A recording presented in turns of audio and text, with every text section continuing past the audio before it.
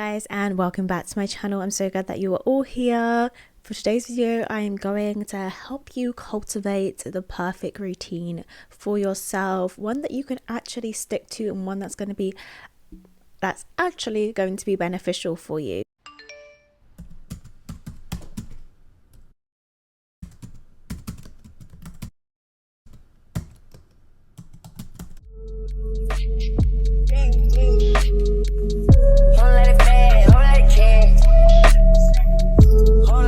You know, there's so many routines on YouTube. Morning routines, night routines, evening routines, skincare routines. All these different routines that we love to watch, and I love to watch too, and I will still probably watch after I made this video. But I feel like we still never, or maybe I'm just speaking for myself, but please comment down below if this is you as well, or give this video a thumbs up to let me know this is you as well. But I watch all these routines, yet I never actually make a real difference in my life. I might be like, oh, that's a really cool thing, I would do that.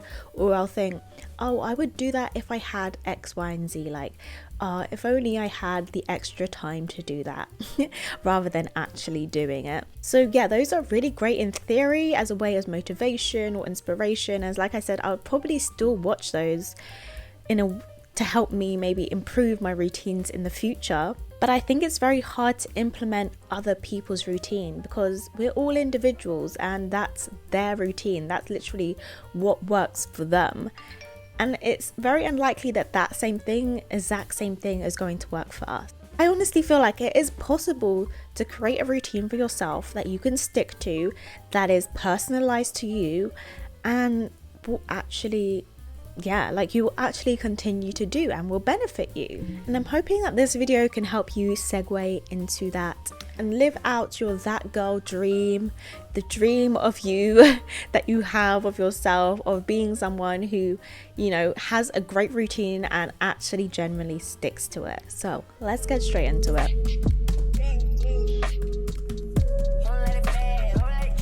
Right, first of all, we are going to be looking at astrology. If you don't like astrology, maybe you want to skip ahead. If you're just like, how does this relate? Just wait. I'll explain it to you. Oh, actually, before I continue this whole like astrology talk here, I do have a video where I basically spoke about, I think it was like almost an hour-long video where I literally covered all of like a beginner's guide to astrology, all of the basics, all the kind of terminologies that I'll be using right now and throughout this video. And yeah, so if you're like, astrology what? Sixth house what?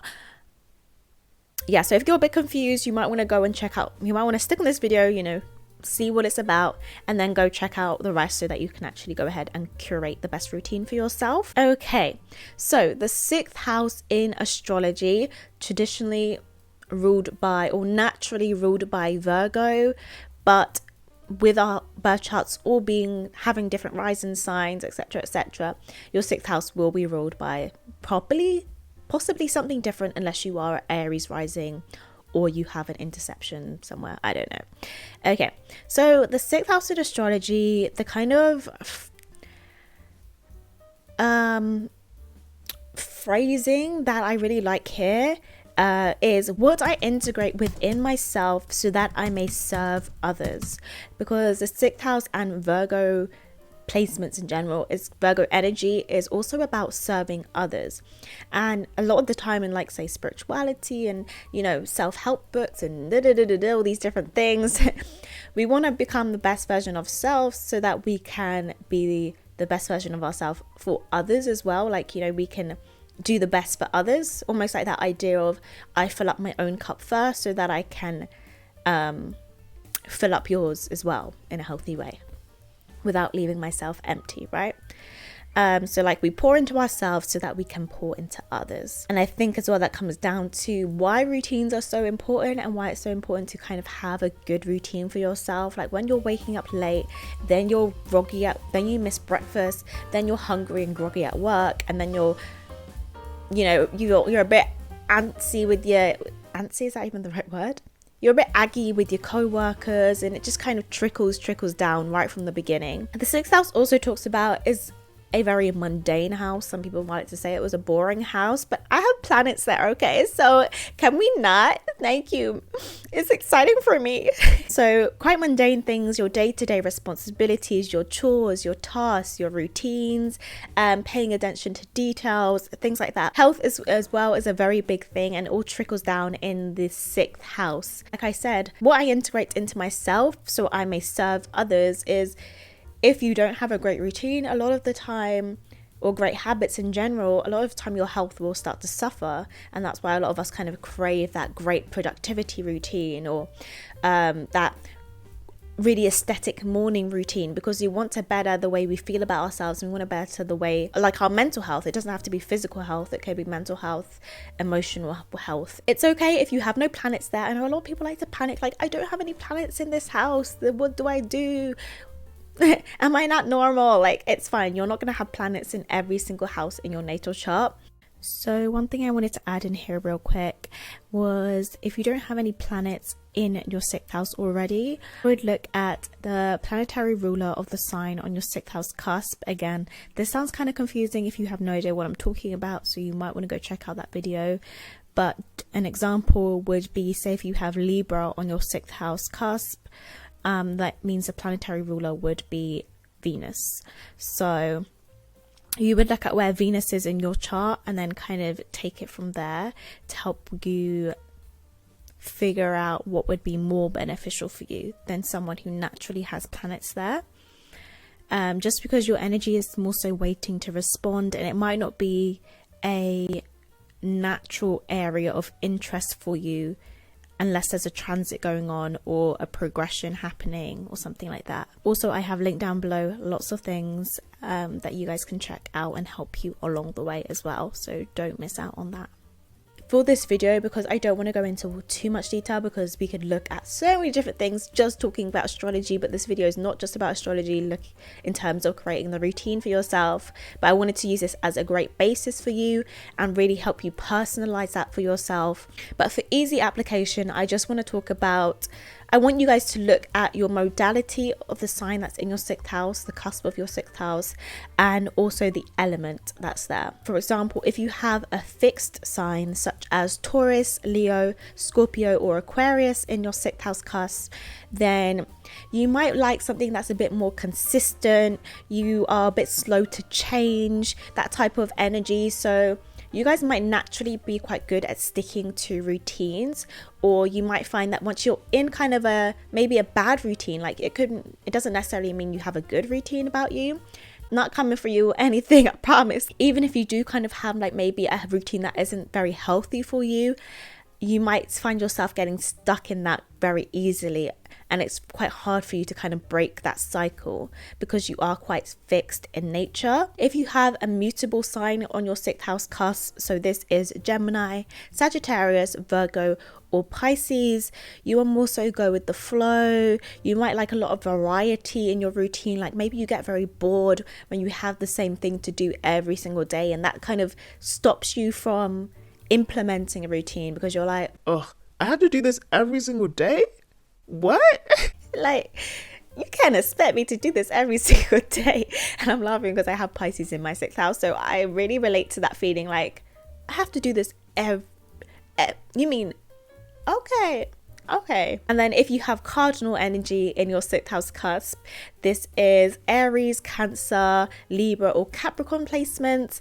You are better at initiating, taking on more of like a leadership role in your routine, and also you're quite self-reliant as well. So you kind of want a routine where you're not really having to depend on others, where you can take kind of like the leadership role, where you can take the lead in the routine and just kind of create the narrative from that standpoint, if that makes sense. Like, I'm in charge here, I get to do this because that's what I want to do, like that kind of narrative building. And as well as the kind of modality, which is what I call kind of the fixed, mutable, and cardinal energy, there is also the elemental aspect of it as well. So you have earth, fire, water, or air energy there.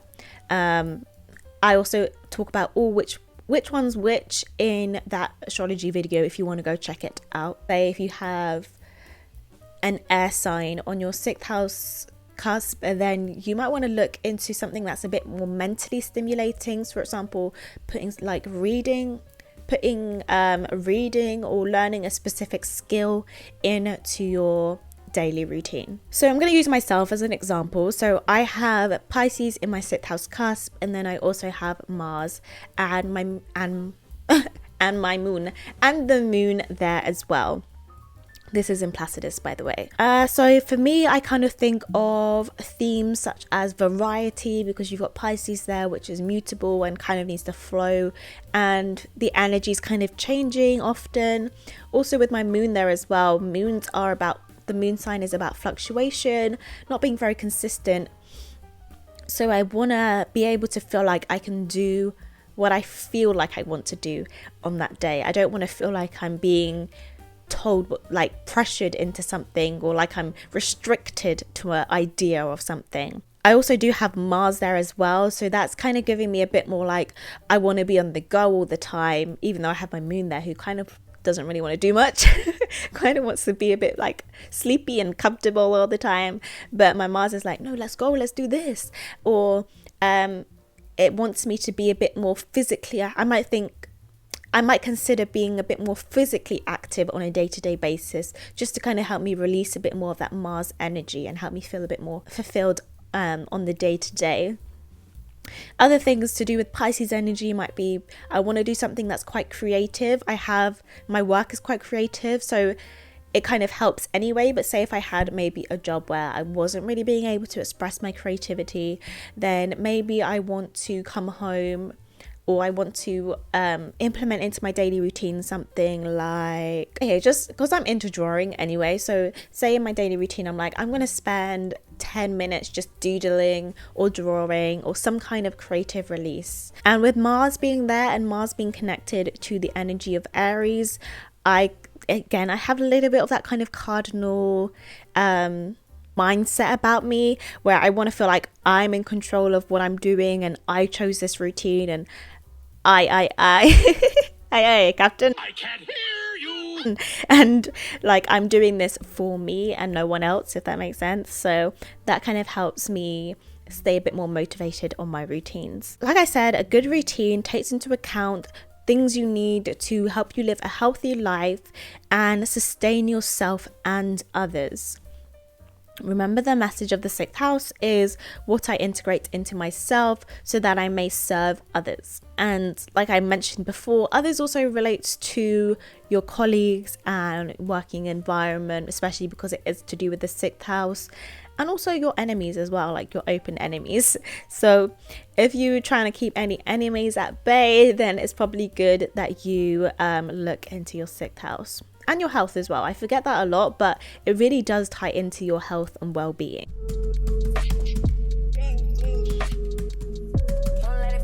So I feel like at this point you need to start asking yourself, what do I actually need to be productive? And this is kind of where that sixth house knowledge, astrology knowledge, is going to come in here.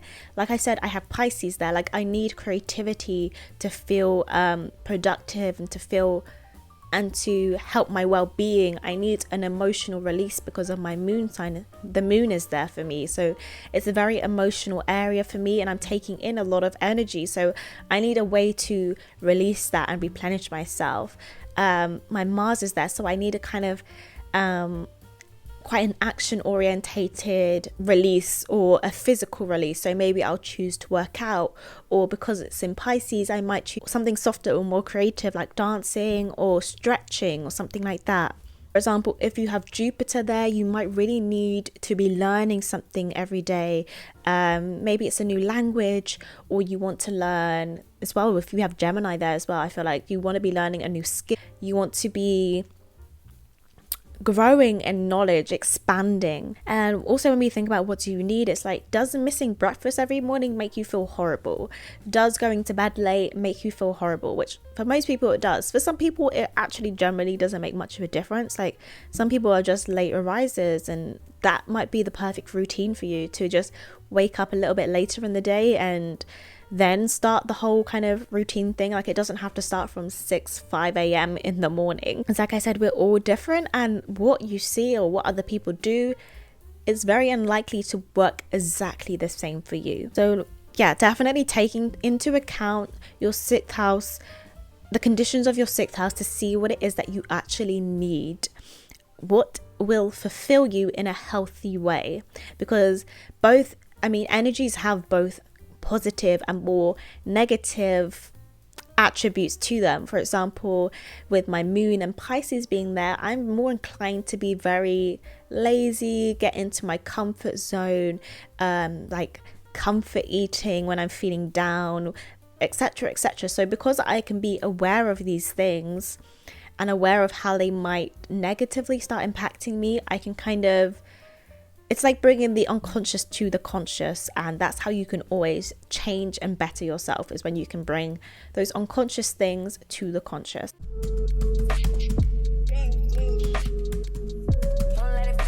Next, you want to think about how you want to grow and whether you can implement those things into your daily routine.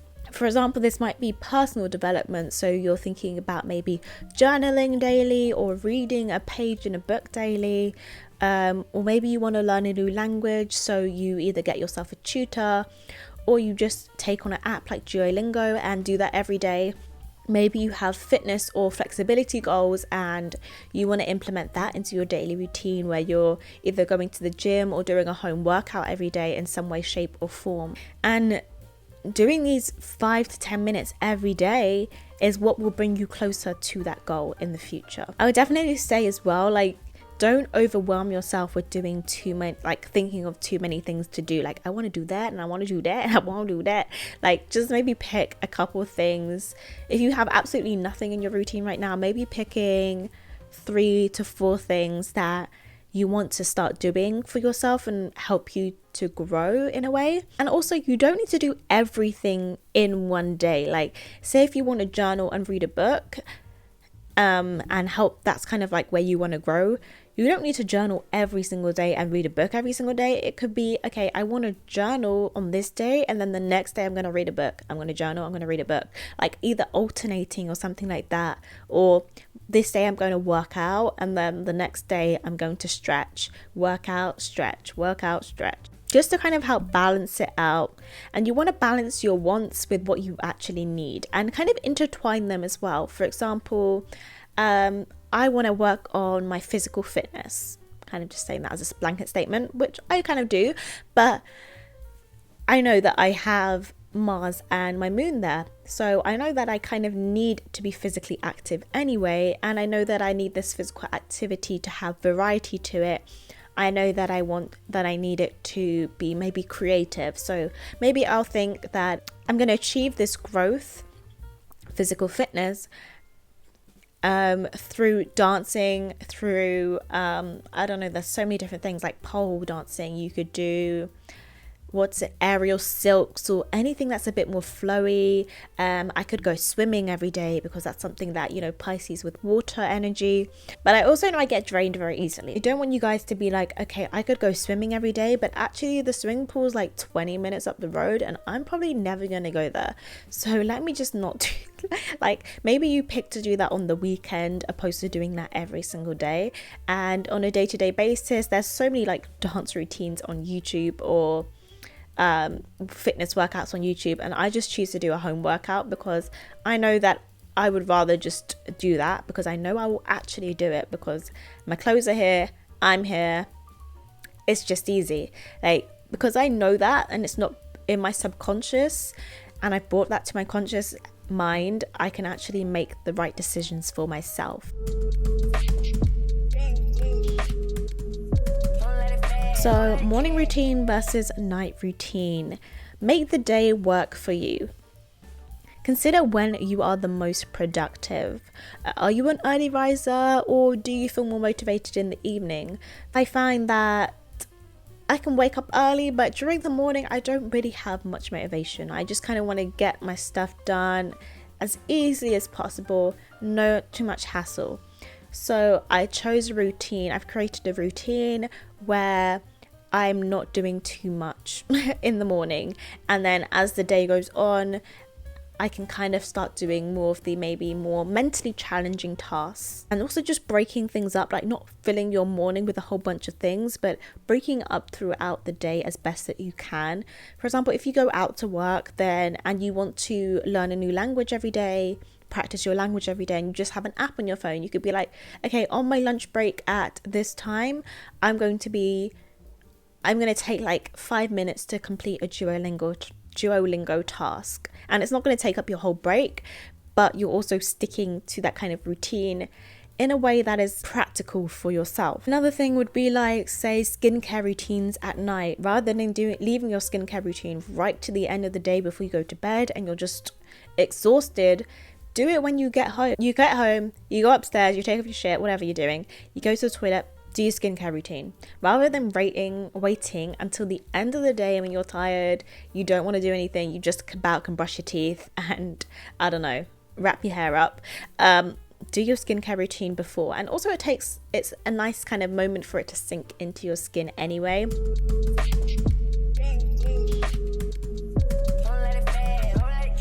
When it comes to routines, and especially when it comes to working on your growth goals in your routines, it's a lot to do with delayed gratification and forming habits. And this is probably the bit where it gets like, oh, what? I have to do this all the time. But having a long-term successful routine is about consistency and delayed gratification. And I think that comes down to creating good habits as well, because habits is kind of the things that you do without, when it's a habit, it's like you don't really think about it.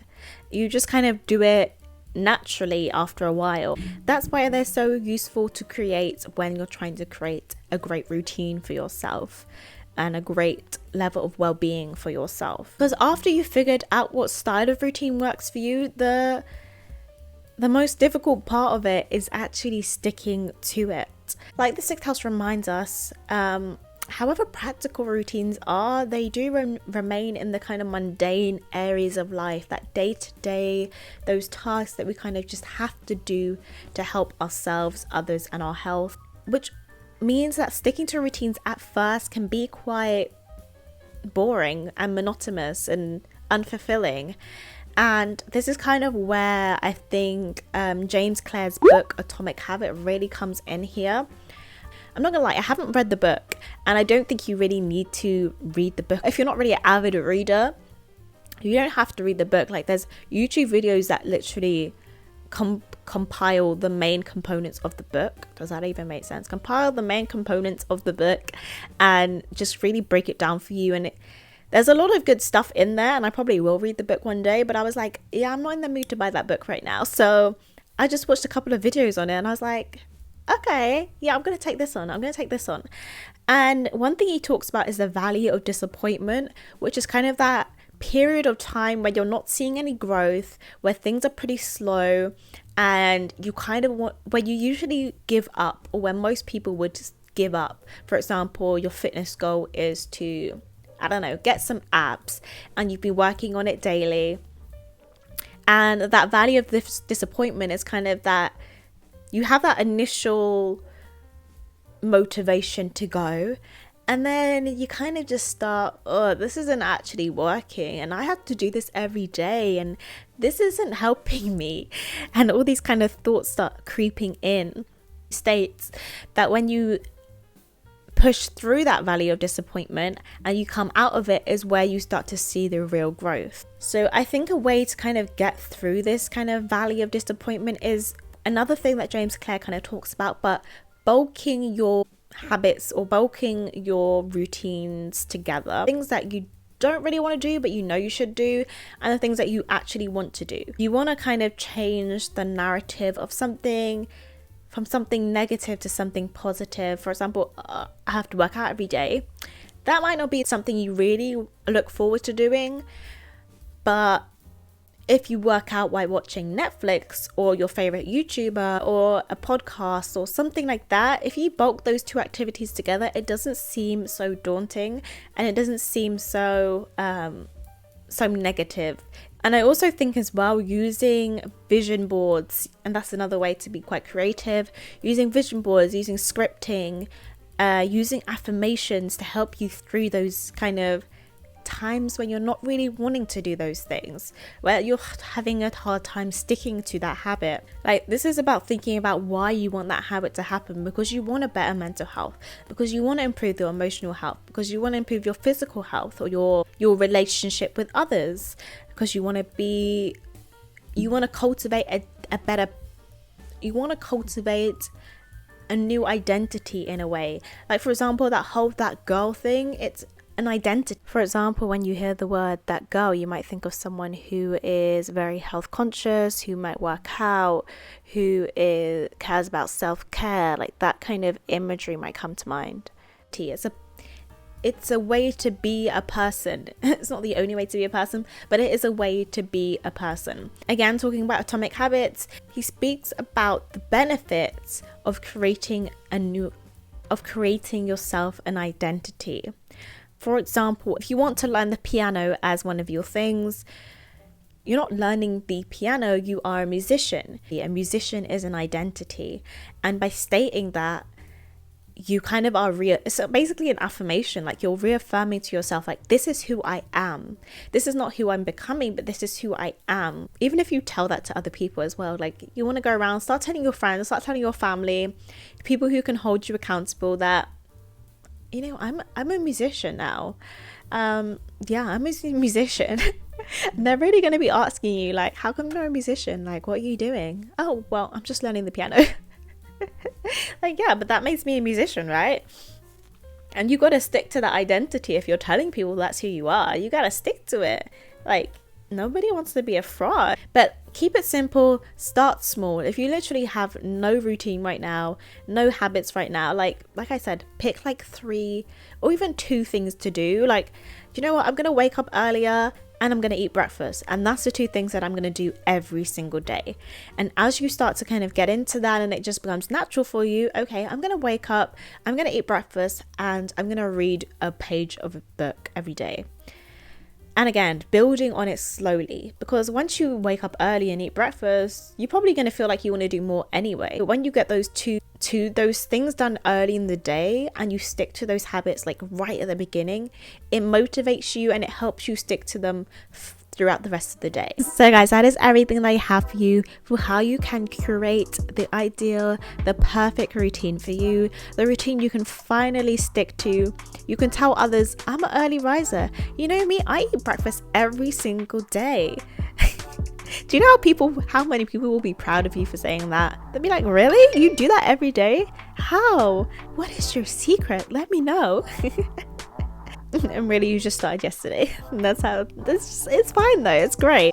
But yeah, if you enjoyed this video, if you learned something new, if it helped you out, or if you are going to now create the best routine for yourself, give this video a thumbs up, please. It really helps me out. I also do really immature, but I also do personal tarot readings if you are interested. Those are linked down below. I have a lot of selections. I have a what you need to know. I have an inner child reading. I have love readings. So many different things that you can check out down below if you are interested. Also, I am posting a lot more on my Instagram now, lots of reels, lots of things to see. And I will see you all in my next one. Thank you so much. Bye.